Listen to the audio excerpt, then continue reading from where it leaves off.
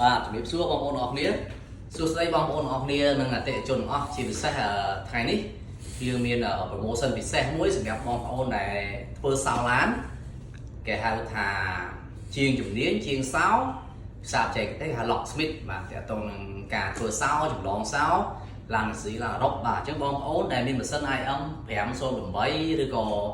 model 608ក្តីបាទផ្សេងៗហ្នឹងបងប្អូនត្រូវការ accessory បន្ថែមតាក់ទងឡានអឺរ៉ុបយើងមាន stock នៅ model HP 400 Pro បាទសម្រាប់ធ្វើការចម្លង chip copy ទិន្នន័យបាទ transfer ហ្នឹង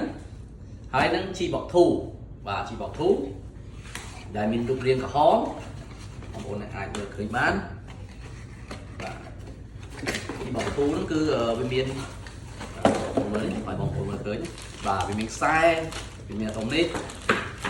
ហើយនឹងវាមានក្រហមនេះមួយទៀតបាទអញ្ចឹងយើងមានការ promotion បើសិនជាបងប្អូនទិញ HP 400 Pro ជាមួយនឹង Gbox 2បាទគឺយើងមានការថែមជូននៅ Toyota 8A ជូនបងប្អូនមួយឈុតបាទមានច្រើនតាក់ទងនឹង Toyota ដែលធ្វើសោប្រើថ្មិញបាទអញ្ចឹងមានខ្សែវាច្រើនបាទអញ្ចឹងរាល់ឡើងបងប្អូន promotion នេះគឺយើងមានការថែមជូនរហូតដល់ចូលឆ្នាំខ្មែរហើយណាបាទអញ្ចឹង